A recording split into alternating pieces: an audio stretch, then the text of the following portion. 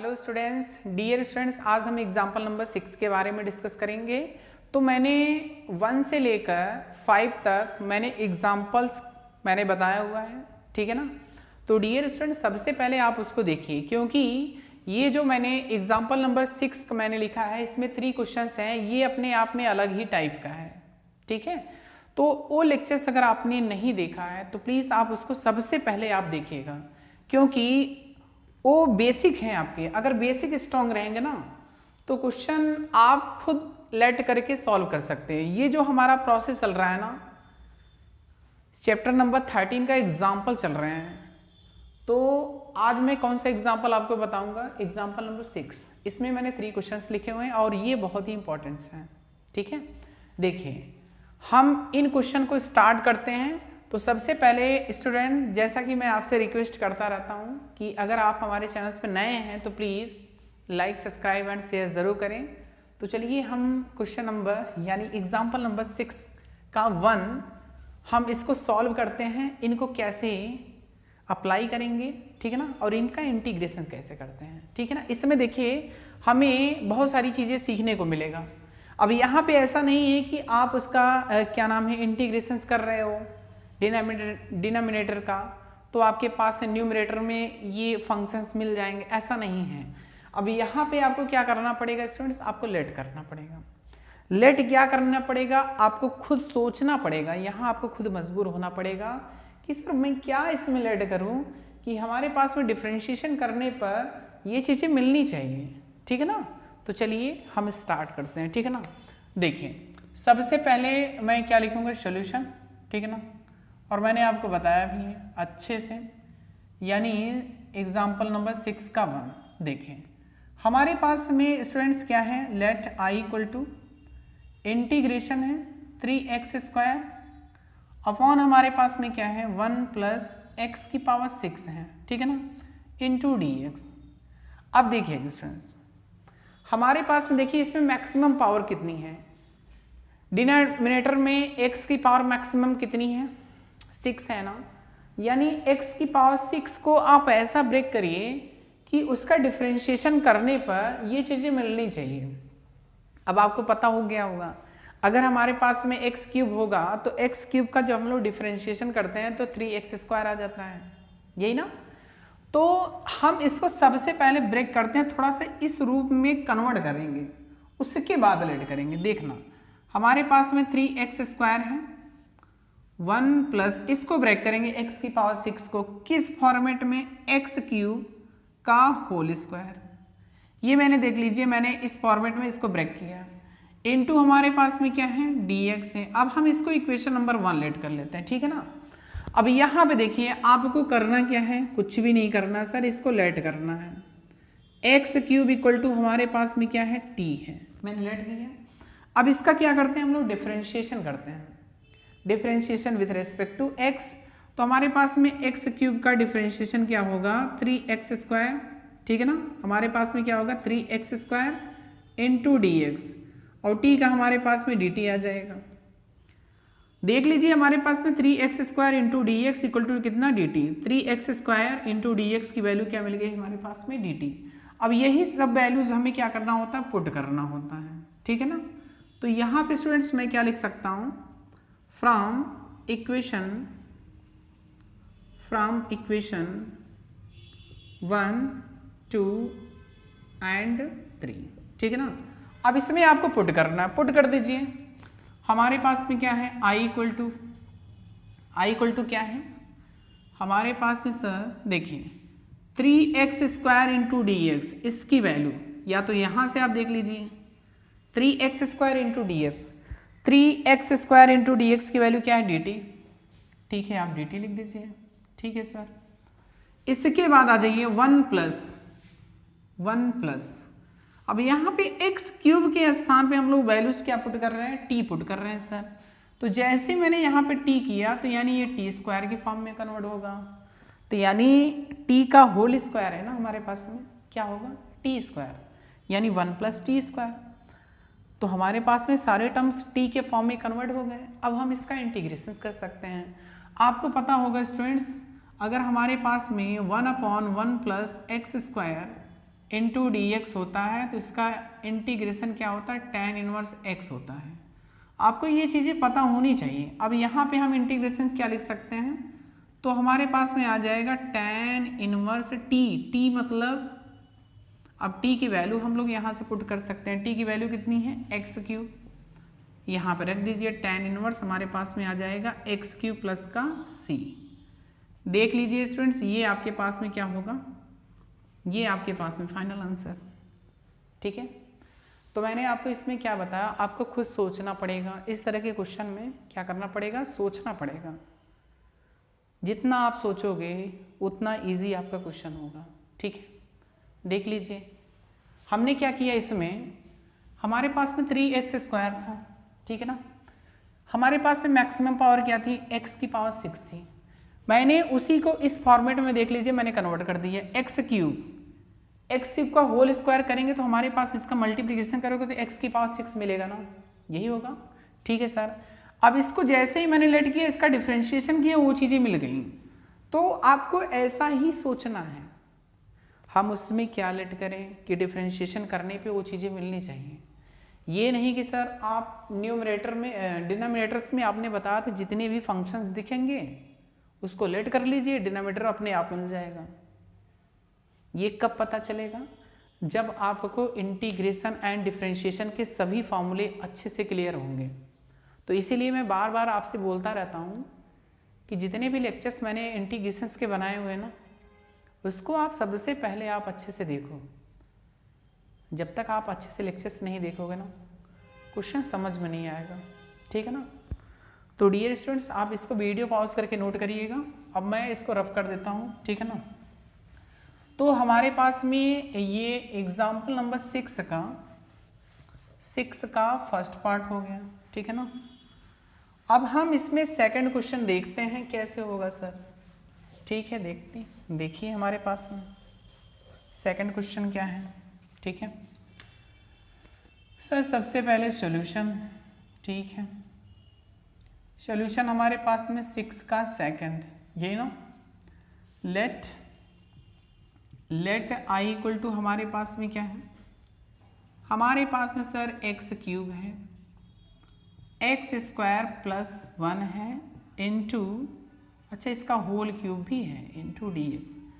ये देख लीजिए स्टूडेंट्स, इसको आप इम्पोर्टेंट कर लीजिएगा। ये जो मैंने सेकंड क्वेश्चन लिखा है ना, ये इम्पोर्टेंट है, वेरी इंपॉर्टेंट करिएगा। ठीक है ना, क्योंकि अभी आप देखिए जैसे ही मैं डिनोमिनेटर को मैं लेट करूंगा ना, देखना ये वो चीज़ें नहीं मिलेगी जो आप सोच रहे हो, आपको खुद कन्वर्ट करना पड़ेगा। कैसे सर, देखिएगा ध्यान से। हमारे पास में जो टर्म्स जिसमें ढेर सारे टर्म्स होते हैं ना, या मैं ऐसे ही बोल सकता हूँ कि हमारे पास में देख लीजिए यहाँ पे x² प्लस 1 है। ठीक है, आप इसका डिफरेंशिएशन करके देख लीजिए, कभी भी मैक्सिमम नहीं आएगा।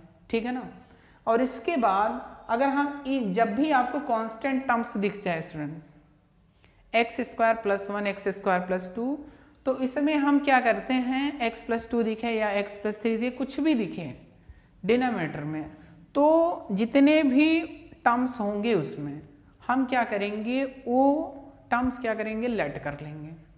ठीक है, यानी हमारे पास में यहाँ पे क्या है, डिनोमिनेटर में x² प्लस 1 है, हम इसको लेट करके चलेंगे और लेट करेंगे, डिफरेंशिएशन करेंगे। उसके बाद मैं क्या करूँगा, जैसे ही मैं t में कन्वर्ट करूँगा उसके बाद ही इंटीग्रेशन होगा।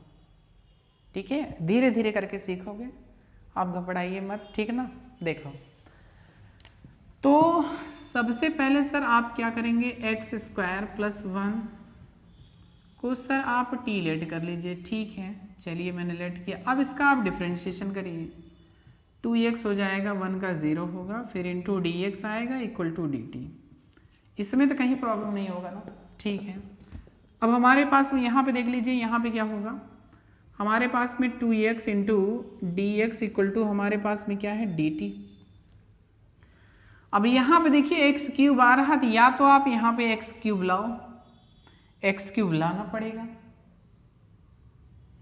पड़ेगा। अगर आप नहीं लाते हो तो आपको हो सकता है प्रॉब्लम। ठीक है, देखिए आपके पास दो मेथड हैं, आपके पास मैंने कितने मेथड बताया, दो मेथड। पहली चीज मैं तो यहाँ पे क्या करूँ, एक्स स्क्वायर का मल्टीप्लीकेशन करूंगा तो सर यहाँ पे एक्स क्यूब आ जाएगा।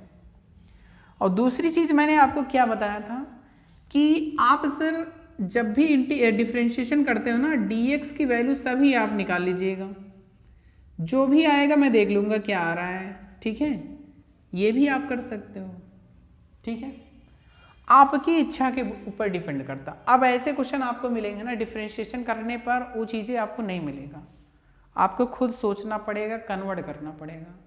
यदि आप कन्वर्ट कर लेते हैं तो इंटीग्रेशन को आप इजीली तरह से आप सॉल्व कर सकते हो, ठीक है ना। तो यहाँ पे हमारे पास में क्या है, x into D x equal to क्या है, डी टी अपॉन टू।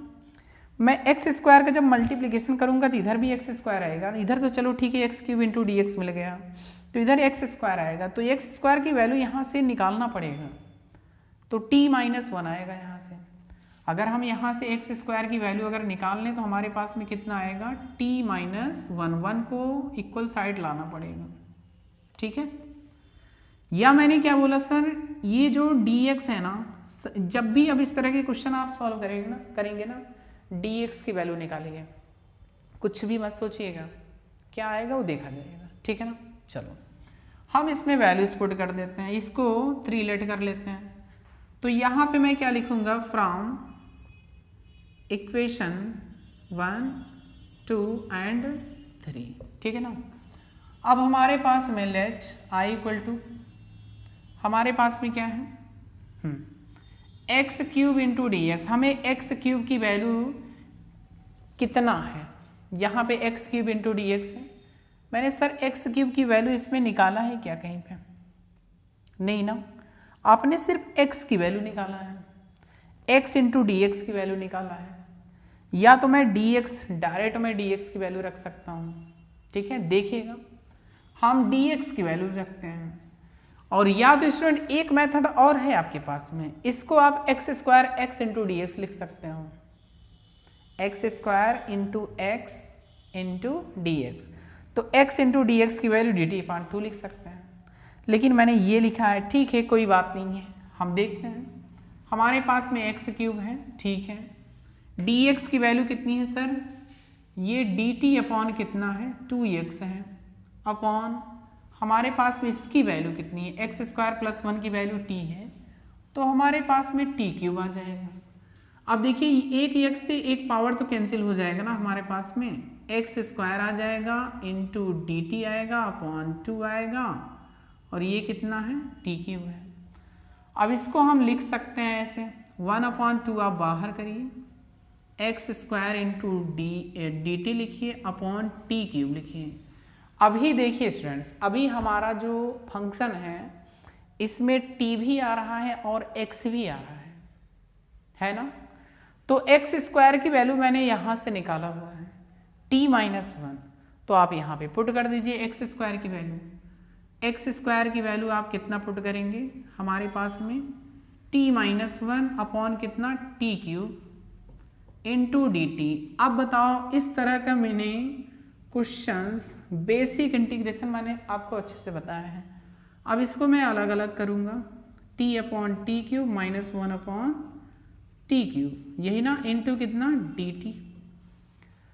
तो t से एक पावर तो कैंसिल हो जाएगा हमारे पास में, तो क्या आ जाएगा i equal to 1/2 integration 1 upon t square minus 1 upon t cube into d t, ठीक है ना। देखिएगा अब इसका इंटीग्रेशन क्या होगा, इसका integration sir 1 upon x square का जो इंटीग्रेशन होता है माइनस 1 अपॉन एक्स होता है, ठीक है। तो आप डायरेक्ट लिखिए माइनस 1 अपॉन टी, और इसका इंटीग्रेशन क्या होगा, इसका इंटीग्रेशन क्या होगा देखिएगा, आप इसको t की पावर ऊपर ले जाएंगे, t की पावर -3 होगा, और x की पावर n का फॉर्मूला अप्लाई करेंगे -3 + 1 अपॉन -3 + 1, तो हमारे पास में t की पावर -2 आ जाएगी, तो नीचे भी वही चीज़ आएगी -2, तो हमारे पास में -2 होगा, तो इसका मतलब 1/2 लिख सकते हैं, और हमारे पास में क्या आएगा t की पावर 2 आ जाएगी, ठीक है ना। और हमारे पास में कांस्टेंट ऑफ इंटीग्रेशंस को ऐड करेंगे। आप इसको सॉल्व करिएगा, यही आएगा। अब यहाँ से हम लोग t की वैल्यू पुट कर सकते हैं, और t की वैल्यू हमारे पास में यहाँ पे कितनी है, t की वैल्यू यहाँ पे देख लीजिए, t की वैल्यू x² + 1 है, तो यहाँ पे आप रख दीजिए x² + 1 प्लस 1 अपॉन t की वैल्यू कितनी है, x² + 1, तो आप यहाँ पे लिखेंगे x² + 1 का होल स्क्वायर और प्लस का c, तो ये आपके पास में क्या होगा, ये आपका फाइनल आंसर हो जाएगा, ठीक है ना। तो मैंने एग्जाम्पल नंबर में क्वेश्चन नंबर 1 बताया आपको, इसके बाद क्वेश्चन नंबर 2 बताया, इसके बाद ऐसे ही एग्जाम्पल नंबर 6 का थर्ड क्वेश्चन है, ठीक है। इसमें हम लोग क्या करेंगे, हमारे पास में जो नीचे वाला टर्म्स है 1 - x³ को ही हम लेट करेंगे, और x की पावर 8 है, इसको हम कन्वर्ट करने की कोशिश करेंगे, ठीक है। चलिए मैं इसको भी आपको बताता हूँ कि इसको सबसे पहले आप इसको वीडियो पॉज करके आप नोट करिएगा और मैं इसको रफ करूँगा, ठीक है ना। देखिए हमारे पास में एग्जाम्पल नंबर 6 का थर्ड पार्ट, इसको हम कैसे सॉल्व करेंगे देखिएगा। देखिए स्टूडेंट्स, हमारे पास में क्या है, एग्जाम्पल नंबर 6 का थर्ड, यही ना सॉल्यूशन, ठीक। हमारे पास में 6 का थर्ड पार्ट, इसको कैसे सॉल्व करेंगे ये इंपॉर्टेंट है, ठीक है। लेट सर i = थोड़ा सा मैं स्पीड में इसको सॉल्व करूंगा, x की पावर 8 है, 1 - x³ है, 1/3 × dx।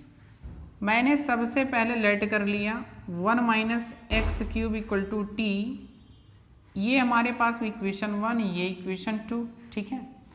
और यहाँ से आप वैल्यूज आप निकाल लेना किसकी, x³ की, ठीक है ना। हमारे पास में कितना आ जाएगा 1 - t, ठीक है ना। इसकी वैल्यू मैंने फाइंड कर ली है। क्यों फाइंड किया, क्योंकि इसकी ज़रूरत पड़ेगी। अभी आपने क्वेश्चन नंबर 2 में आपने सीखा ना क्या करना हुआ था, ठीक है ना। तो स्टेप को नहीं बढ़ाना है, यहाँ से आपको करना क्या है, x की वैल्यू आपको फाइंड करना है, या x³ की वैल्यू फाइंड कर लीजिए, ठीक है ना।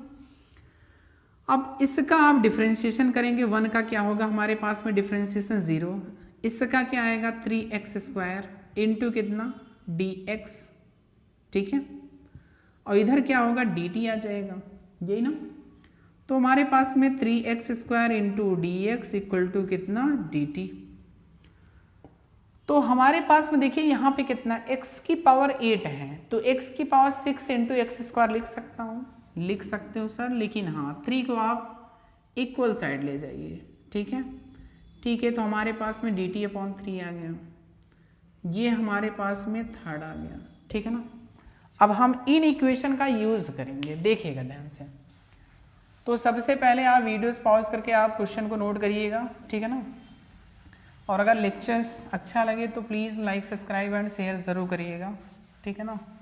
देखिए अब हमारे पास में स्टूडेंट्स, हमारे पास में आई है, ठीक है ना। हम x की पावर 8 को x की power 6 into x² into dx में बैक किया मैंने, ठीक है। 1 - x³ है, इसका होल पावर 1/3 है। अब हम देखिए इसको थोड़ा सा ब्रेक करते हैं, कैसे। x³ मैंने लिखा क्योंकि यहाँ पे मैंने x³ की वैल्यू नहीं, इसका होल स्क्वायर लिखा। अभी मैं कोई वैल्यूज पुट कर नहीं रहा हूँ, आप इसको जब अच्छे से आप ब्रेक करना सीख जाओगे ना, आपको पता चल जाएगा इसमें करना क्या है, ठीक है ना। अब देखिए x³ की वैल्यू कितनी है 1 - t, 1 - t का whole square, x² into dx, x² into dx हमारे पास में क्या है dt/3, और इसकी वैल्यू आपने क्या लेट किया है, इसकी वैल्यू आपने t लेट किया है, तो t की पावर हमारे पास में 1/3 होगा। 1/3 कांस्टेंट हो जाएगा, इसमें मैं a - b का मैं फॉर्मूला अप्लाई करूंगा, a² + b² मतलब t² - 2ab यानी 2t, और हमारे पास में t की पावर 1/3। अब स्टूडेंट्स हमें क्या करना है, इसमें डिवाइड करना है।